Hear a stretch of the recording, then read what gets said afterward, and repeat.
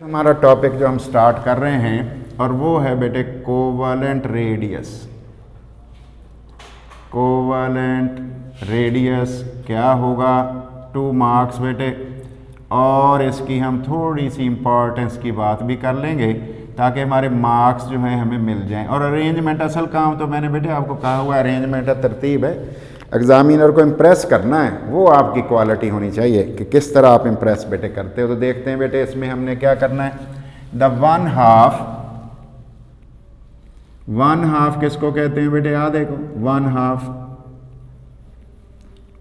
Half of the covalent bond distance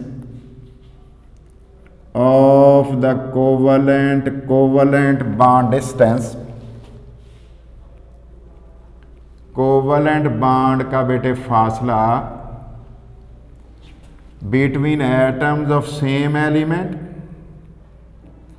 between atoms of same element, एक element के atoms के दरमियान, is called, उसका नेम बेटे हम रख देते हैं कि दैट इज कोवलेंट रेडियस। उसका नाम हम कोवलेंट रेडियस रख देते हैं,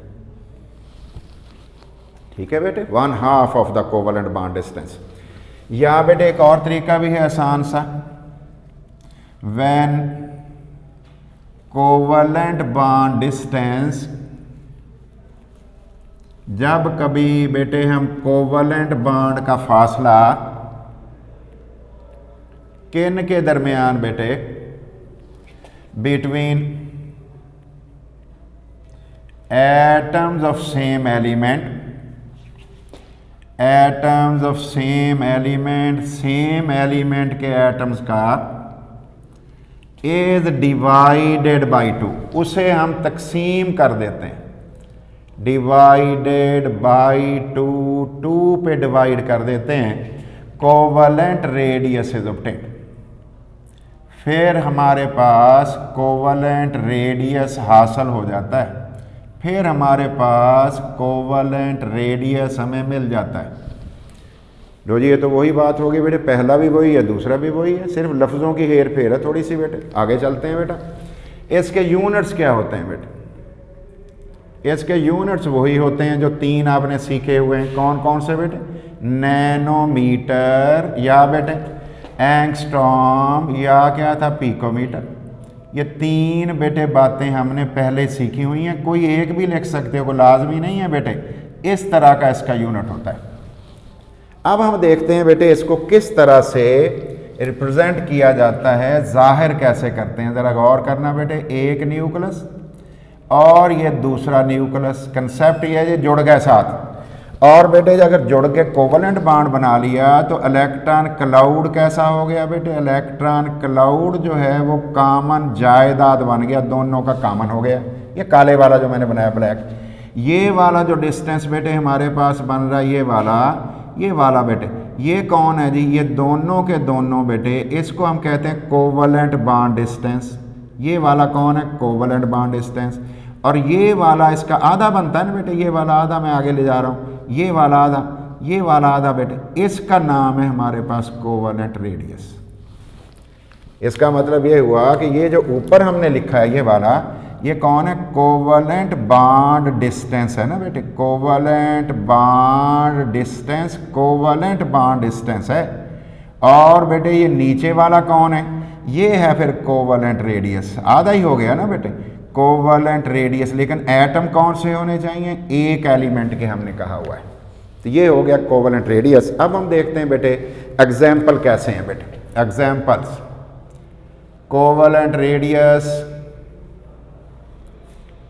कोवलेंट रेडियस किसका बेटे, covalent bond distance, covalent bond वाला जो फासला है of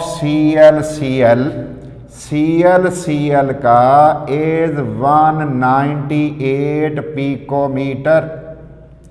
so it's covalent radius, इसलिए इसका कोवलेंट रेडियस कैसा होगा, कोवलेंट रेडियस विल बी, ये वाला बेटे होगा, देखते हैं कैसे, 198 को 2 पे डिवाइड कर दो, इज इक्वल टू 99 पिकोमीटर हमारे सामने आ गया बेटे। आधा ही होगा ना बेटे, देखोगा आधा इतना ही बनता है, 99 पिकोमीटर। दूसरा लिख रहा हूं बेटे, covalent bond distance, covalent bond वाला फासला, covalent bond distance of C carbon carbon single bond is 154 picometre. ठीक है बेटे। सो इट्स, वही फिक्रा लेकर आऊं बेटे, इट्स कोवलेंट रेडियस, इसका कोवलेंट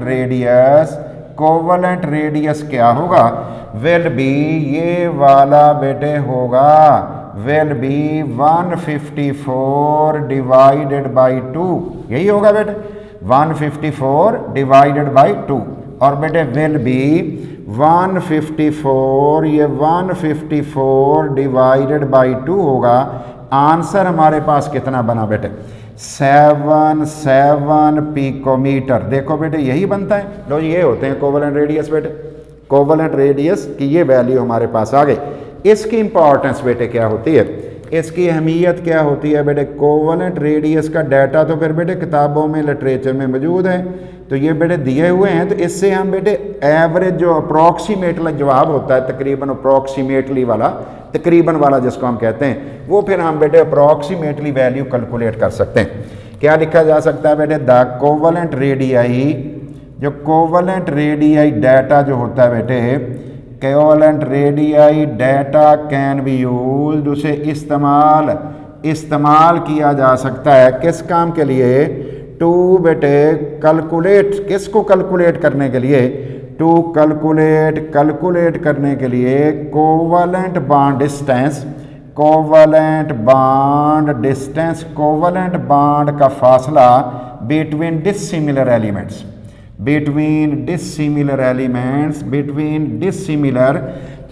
एटम्स के दरमियान, डिसिमिलर डिफरेंट एटम्स के दरमियान बेटे, एटम्स के दरमियान हम ढूंढ सकते हैं कौन सा फासला बेटे, कैलकुलेट अप्रॉक्सीमेट वैल्यू बेटे, APP मैंने लिख दिया, R भी लिख दिया, अप्रॉक्सीमेटली वैल्यूज हम देख सकते हैं बेटे। और कैसे कैलकुलेट करोगे, गौर करते हैं बेटे। एग्जाम्पल ले रहा हूँ, मिथाइल क्लोराइड मैंने बेटे ले लिया है, मिथाइल क्लोराइड, ये देखो बेटे C लिख दिया, इस C के साथ 3 H लगे हुए हैं, वो मैंने साइड पे लगा दिया, और बेटे इधर लगाया हुआ है बेटे मैंने बॉन्ड, और बॉन्ड के आगे क्या लगा दिया, बॉन्ड के आगे मैंने लगा दिया Cl, इसका बॉन्ड डिस्टेंस मैंने ढूंढना है। इसका कोवलेंट रेडियस क्या है बेटे, Cl का बॉन्ड डिस्टेंस ढूंढने के लिए मैंने इसका रेडियस लिख देना है 77 पिकोमीटर, अभी कैलकुलेट किया था, प्लस इसका कोवलेंट रेडियस मैंने अभी 99 बेटे मैंने कैलकुलेट किया था। इसका मतलब है दोनों को अगर मैं ऐड कर दूं तो कितना बनेगा, 176 पिकोमीटर बॉन्ड लेंथ होगी, लेकिन ये अप्रॉक्सीमेटली होगी क्योंकि कई और फैक्टर्स भी हैं जो बेटे बॉन्ड लेंथ जो है उसको डिसाइड कर रहे होते हैं। तो ये मैंने बेटे वैल्यूज लिख दी हैं कि कितने पिकोमीटर है, तकरीबन इसके करीब ये होगा बेटे, थोड़ा बहुत ऊपर नीचे हो सकता है क्योंकि और पैरामीटर्स भी हैं ना बेटे इसको देखने के लिए। तो ये हो गया हमारा कोवलेंट रेडियस। आगे चलते हैं बेटे, नेक्स्ट टॉपिक हमारा है बेटे आयोनाइजेशन एनर्जी। देखते हैं बेटे आयोनाइजेशन एनर्जी क्या होती है, IEB से कहते हैं बेटे आयोनाइजेशन एनर्जी, या बेटे इसे हम कहते हैं IE। तो देखते हैं बेटे ये IE या बेटे आयोनाइजेशन एनर्जी को किस तरह से डिफाइन करें। 4 मार्क्स बेटे, ये बड़ा टॉपिक बेटे, 4 नंबरों वाला टॉपिक बेटे। तो ये तो 2 मार्क्स के थे, हमने थोड़ा एक्सपेंड किया ताकि कोई नंबर मिस ना हो जाए, लेकिन लिखते हुए कमी आपसे खुद ही हो जाएगी, सही हो जाएगी। देखते हैं बेटे क्या लिख रहे हैं, the minimum amount of energy, कम से कम एनर्जी है बेटे, मिनिमम अमाउंट ऑफ एनर्जी, कम से कम मिकदार है बेटे एनर्जी की, कम से कम मिकदार है एनर्जी की रिक्वायर्ड, जो बेटे दरकार हो, चाहिए हो, क्या काम करने के लिए, टू रिमूव निकालने के लिए, most loosely bound electron, valence shell वाला वैलेंस शेल वाला most loosely bound electron, electron को बेटे फ्रॉम कहाँ से बेटे, फ्रॉम गैसियस एटम, एक गैसियस एटम में से, गैसियस एटम में से टू फॉर्म ताकि बनाया जा सके positive ion in gaseous state, ताकि positive ion in gaseous state बनाया जा सके। उसका नाम हम रखते हैं इज कॉल्ड, उसका नाम बेटे हम रख देते हैं ionisation energy. It is abbreviated as, इसे मुख्तसरन लिखा जाता है, एब्रीविएटेड मुख्तसरन, एब्रीविएटेड एज IE, इसे IE लिखा जाता है बेटे, इसे IE लिखा जाता है। मिनिमम अमाउंट ऑफ एनर्जी, बिल्कुल ऐसे समझो कि हमने बेटे छत पे ईंट फेंकनी है ना, तो अगर हम सही मिकदार एनर्जी के लगाएंगे तो फिर छत पे जाएगी, ज़्यादा लगा देंगे छत से ऊपर ईंट जाएगी फिर भी नीचे गिर जाएगी, छत पे नहीं जाएगी, और कम जोर लगाएंगे फिर भी छत पे नहीं जाएगी। तो बेटे यहाँ जो एनर्जी चाहिए वो ख़ास मिकदार चाहिए, कम से कम वो मिकदार दोगे तब इलेक्ट्रॉन निकलेगा, नहीं तो उससे ज़्यादा दे दो फिर भी नहीं निकलेगा, थोड़ा दे दो फिर भी नहीं निकलेगा। इसमें एक क्वांटम आपको चाहिए एनर्जी का। देखते हैं बेटे इसके यूनिट्स क्या होंगे। बेटे इसके यूनिट्स जो होंगे, इकाई जिसे हम बोलते हैं, वो कौन होंगे, आम तौर पे लिखा जाता है किलो जूल पर मोल, इसके यूनिट क्या होंगे, किलो जूल पर मोल, तो इसका मतलब यूनिट्स होगा किलो जूल पर मोल। अब हम देखते हैं बेटे इसकी एग्जाम्पल्स में, और उसकी फिर देखते हैं बेटे हम उसके फैक्टर्स कौन कौन से होंगे, उसके बारे में भी हम बेटे जायज़ा लेंगे। तो एग्जाम्पल्स में पहली एग्जाम्पल बेटे, हमने बेटे सोडियम में से इलेक्ट्रॉन निकालना है, मैग्नीशियम में से इलेक्ट्रॉन निकालना है, देखते हैं कितने कितने एनर्जी हमें देनी पड़ेगी। सोडियम बेटे पहले तो इसको गैस बनाओगे बेटे आप, मेटल होती है वैसे तो इसका मतलब हीट ऑफ सब्लिमेशन इसने ली हुई होगी, फिर क्या बन जाएगा बेटे Na+ बनेगा गैस स्टेट में, एक इलेक्ट्रॉन लॉस होगा बेटे, डेल्टा H की वैल्यू को आप IE भी लिख सकते हो बेटे, +496 किलो जूल पर मोल आपको बताना पड़ेगा। जब इलेक्ट्रॉन निकालोगे इतनी एनर्जी आपको देनी पड़ेगी। प्लस का मतलब है एंडोथर्मिक है, प्लस का मतलब है एंडोथर्मिक बेटे वैल्यू है। और अब देखते हैं मैग्नीशियम में से अगर एक इलेक्ट्रॉन हमने निकालना हो, मैग्नीशियम में से गैस में से अगर सिंगल इलेक्ट्रॉन हमने निकालना हो तो बेटे क्या होगा, मैग्नीशियम प्लस गैस एक इलेक्ट्रॉन अगर निकलेगा तो डेल्टा H की वैल्यू जिसको IE1 भी आप कह सकते हो बेटे 738 किलो जूल पर मोल, ये वाली वैल्यू होगी बेटे। ये मैंने 2 एग्जांपल्स दे दी, सफिशेंट है बेटे, एग्जांपल्स हमने 2 दे ली हैं। और बेटे इसका मतलब क्या है, प्लस का साइन क्या रिप्रेजेंट करता है, हम कह रहे हैं इट मीन्स IE इज बेटे, it means removal of electron, removal of electron जो है बेटे क्या है, इज एंडोथर्मिक प्रोसेस। इसका मतलब ये हुआ एंडोथर्मिक प्रोसेस हमारे पास ये है, अगर एंडोथर्मिक प्रोसेस है कौन बेटे, इसका मतलब है ये एंडोथर्मिक प्रोसेस हो गया।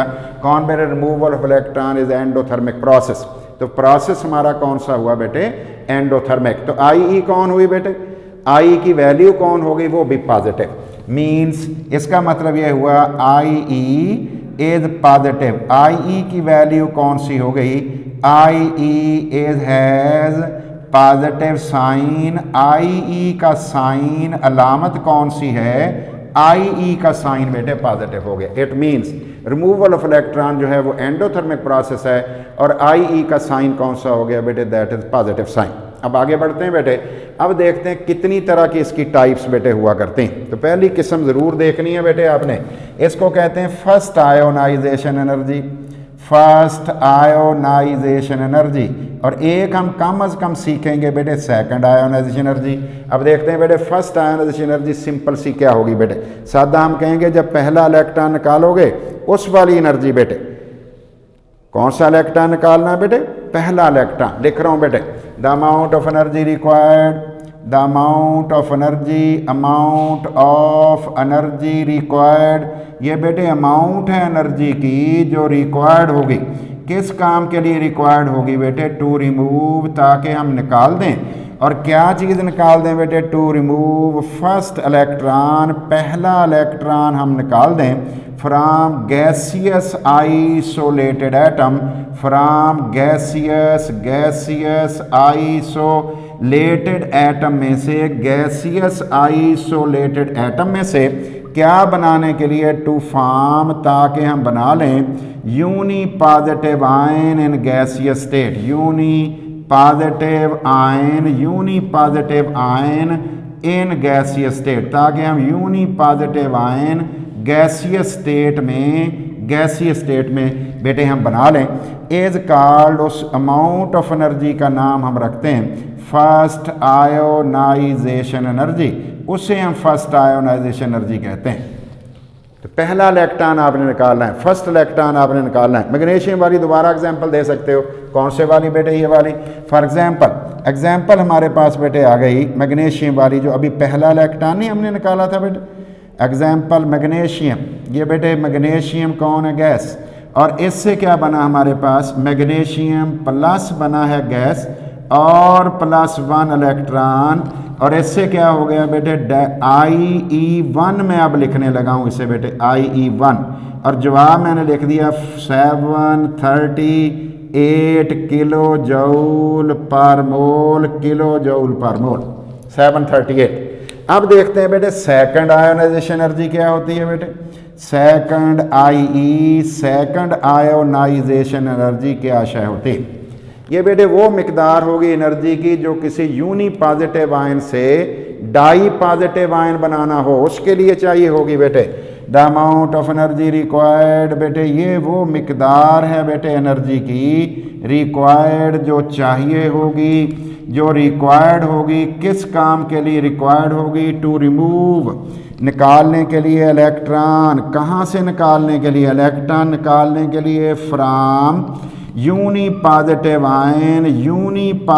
आयन से, एक प्लस चार्ज वाले आयन से टू फॉर्म, ताकि बना लें डाई पॉजिटिव आयन, ताकि बना लें dipositive ion in gaseous state, dipositive 2+ वाला बेटे, dipositive ion in gaseous state में डाई पॉजिटिव आयन बनाने के लिए इज कॉल्ड, उसका नाम बेटे हम रखते हैं सेकंड आयोनाइजेशन एनर्जी, उसे सेकंड आयोनाइजेशन एनर्जी कहते हैं।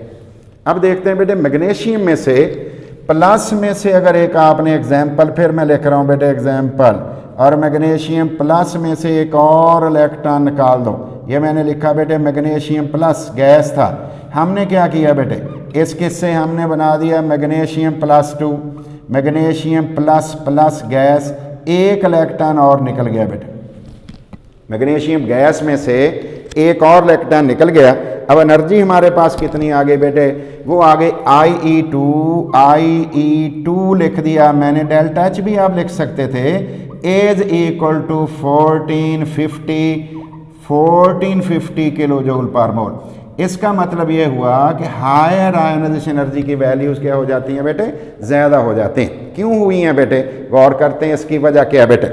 इट इज़ क्लियर, इसका मतलब ये हुआ, इट इज़ क्लियर, ये वाज़ेह हो गया दैट क्या बेटे, the order of IEs ionization energies की वैल्यू का, IEs वैल्यू का क्या है, एज वो वे वाला हो सकता है। It is clear, values as ये वाला बेटे, कौन सा वाला, गौर करें, थर्ड IE जो होगी उसकी वैल्यू सबसे ज़्यादा होगी, फिर बेटे कौन आ जाएगी, सेकंड IE, और बेटे उसके बाद कौन होगी, उसके बाद होगी बेटे फर्स्ट IE, उसके बाद हो जाएगी फर्स्ट आयोनाइजेशन एनर्जी। की वजह क्या होती जा रही है, जैसे जैसे आप इधर को जा रहे हैं, क्या होता जा रहा है बेटे, न्यूक्लियस बिकम पावरफुल, न्यूक्लियस जो होता है बेटे बिकम्स पावरफुल, ये पावरफुल हो जाता है, क्यों भला, इलेक्ट्रॉन कम हो रहे होते हैं, इसलिए बेटे जब न्यूक्लियस पावरफुल हो जाएगा हमारा जोर ज़्यादा लगेगा, तो एनर्जी हमें ज़्यादा देनी पड़ेगी, इसलिए थर्ड आयोनाइजेशन एनर्जी सेकंड से ज़्यादा कम होगी, सेकंड से ज़्यादा होगी, फर्स्ट से सेकंड ज़्यादा, सेकंड से थर्ड ज़्यादा, तीसरा इलेक्ट्रॉन आपने एक एटम में से निकालना है। तो ये हमारा जवाब बेटे आगे। अब हम देखते हैं कि जैसे जैसे हायर आयनाइजेशन एनर्जीज की तरफ आप जाते हो तो वो बढ़ती चली जाती हैं। आगे चलते हैं बेटे, फैक्टर्स कौन कौन से फैक्टर्स हमारे पास कौन कौन है जो बेटे इसको डील करते हैं, और उन फैक्टर्स की बेटे हम बातें करने लगे। देखते हैं कौन कौन से फैक्टर्स हैं जो आयोनाइजेशन एनर्जी को डील करते हैं। पहला फैक्टर बेटे, पहला फैक्टर कौन है बेटे? Atomic radius.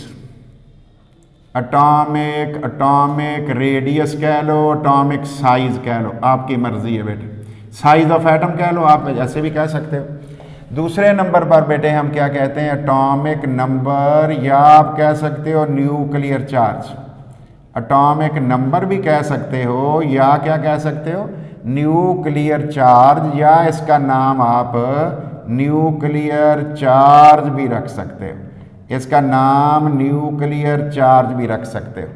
तीसरे नंबर पे एटॉमिक रेडियस हमारे पास हो गया, एटॉमिक नंबर हो गया, ठीक है। स्क्रीनिंग इफेक्ट बेटे, स्क्रीनिंग इफेक्ट, शील्डिंग इफेक्ट का जिक्र भी हमने पीछे किया था। तो बेटे शील्डिंग इफेक्ट न्यूक्लियस और आखिरी शेल के दरमियान जो शेल्स हैं वो न्यूक्लियस की पावर को वेलेंस शेल तक जाने से रोकते हैं, उसे हम कहते हैं स्क्रीनिंग इफेक्ट या शील्डिंग इफेक्ट। और बेटे फिर नेक्स्ट नंबर पे देखा जाता है नेचर ऑफ सब शेल कौन है। हमारी बुक तो ऑर्बिटल कहती है, मैं लिख दूंगा ऑर्बिटल भी, लेकिन बेटे वो सब शेल डिसाइड कर रहा होता है। और बेटे नेचर ऑफ ऑर्बिटल हमारी बुक कहती है, लेकिन मैं बेटे थोड़ी सी चेंज करने लगा हूँ। ये बेटे nature of subshell, subshell के साथ मैंने चलो उससे बचने के लिए एग्जामिनर से मैं साथ कर रहा हूँ ऑब्लिक करके ऑर्बिटल्स भी कह रहा हूँ, तो ऑर्बिटल्स कह रहा हूँ बेटे, ये मैंने लिख दिया। और नेक्स्ट बेटे मैं लिख रहा हूँ इलेक्ट्रॉनिक कन्फिगरेशन। इलेक्ट्रॉनिक कन्फिगरेशन, इलेक्ट्रॉनी तश्कील जो 1s2 2s2 आप लिखा करते थे, वो बेटे मैट्रिक वाली इलेक्ट्रॉनिक कन्फिगरेशन भी इसे डिसाइड करती है कि आपकी आयोनाइजेशन एनर्जी कैसे बेटे होगी। तो कितने बातें हो गई बेटे? पांच बातें हो चुकी हैं। पहली बात कौन है? Atomic radius. याद रखिए बेटे IE और एटॉमिक रेडियस का रिलेशनशिप इनवर्सली प्रोपोर्शनल होगा। अगर आपका एटॉमिक रेडियस बड़ा हो गया है, आयोनाइजेशन एनर्जी कम हो जाएगी, और अगर छोटा हो गया तो आयोनाइजेशन एनर्जी बढ़ जाएगी। उलट है एटॉमिक नंबर, आयोनाइजेशन एनर्जी बेटे डायरेक्टली प्रोपोर्शनल होगी किसके बेटे?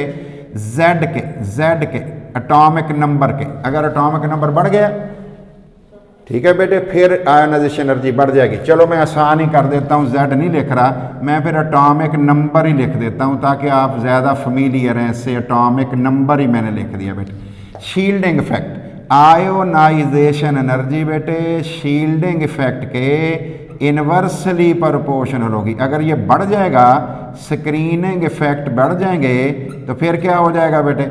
उसके नतीजे में कम हो जाएगी। नेचर ऑफ सब शेल बेटे, पेनिट्रेटेड वैल्यू NS ज़्यादा होगी और NP के मुकाबले में। इसका मतलब है डिग्री ऑफ पेनिट्रेशन डिसाइड करेगा। किसको डिसाइड करेगा बेटे? डिग्री ऑफ पेनिट्रेशन डिसाइड करेगा। यही लिख देता हूँ बेटे, देखता हूँ ग्रेटर द, लिख रहा हूँ बेटे, इधर ज़रा देख लें। ग्रेटर द, जितनी ज़्यादा greater the degree of penetration, जितनी डिग्री ऑफ पेनिट्रेशन ज़्यादा होगी, धंसने वाली बात बेटे, पेनिट्रेशन ज़्यादा होगी toward nucleus, toward nucleus, nucleus की तरफ ऑफ शेल, न्यूक्लियस की तरफ बेटे, न्यूक्लियस की तरफ ऑफ द शेल, शेल की ऑफ बेटे सब शेल, सब शेल की या ऑर्बिटल की ज़्यादा होगी, तो हायर द उतनी ज़्यादा होगी। कौन ज़्यादा होगी बेटे? Higher the ionization energy and vice versa.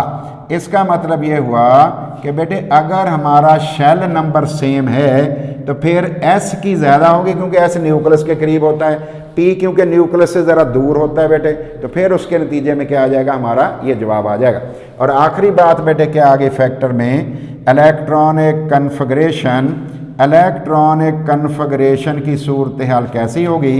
Electronic configuration में जितनी स्टेबिलिटी बेटे इलेक्ट्रॉनिक कन्फिगरेशन की ज़्यादा होगी, ग्रेटर द स्टेबिलिटी, जितनी स्टेबिलिटी ज़्यादा होगी, greater the stability of electronic configuration, stability of electronic configuration, electronic configuration की जितनी स्टेबिलिटी ज़्यादा होगी, हायर द आयोनाइजेशन एनर्जी, उतनी बेटे हायर द आयोनाइजेशन एनर्जी, उतनी आयोनाइजेशन एनर्जी ज़्यादा होगी, एंड वाइस वर्सा, इसका बेटे उलट भी होगा। कैसे बेटे? अगर कभी P बेटे 3 होगा, 6 होगा कंप्लीटली फेल्ड, उसकी स्टेबिलिटी सबसे ज़्यादा होगी, आयोनाइजेशन एनर्जी भी ज़्यादा होगी। P3 हाफ फेल्ड होगा, स्टेबिलिटी काफ़ी बेहतर होगी और ज़्यादा होगी। और फिर कौन आ जाएगा बेटे? P1, P2, P4, P5, इन्हें पार्शली फेल्ड कहते हैं। इसका मतलब ये हुआ कि ये वाला आर्डर हमारा आयोनाइजेशन एनर्जी में आएगा। अगर कोई सब शेल फुल भरा हुआ होगा तो उसकी स्टेबिलिटी ज़्यादा होगी बेटे, उसकी आयोनाइजेशन एनर्जी भी ज़्यादा होगी। आधा भरा होगा फिर भी उसमें स्टेबिलिटी होती है और बेटे उसकी भी स्टेबिलिटी ज़्यादा होगी। लेकिन अगर पार्शली फेल्ड होगा, ना आधा भरा होगा ना पूरा भरा होगा, 6 भी नहीं है, 3 भी नहीं है, 1, 2 और 4, 5 है, फिर बेटे उसकी आयोनाइजेशन एनर्जी कैसी होगी? कम होगी। तो पहली बात कौन सी आ गई बेटे? ये, दूसरी ये, तीसरी, चौथी, 5 आपके पास फैक्टर आ गए। अगर ये पाँचों को आप अच्छे तरीके से पढ़ो तो नेक्स्ट आपको बातें भी फ़ौरन समझ आ जाएंगी। Thank you very much.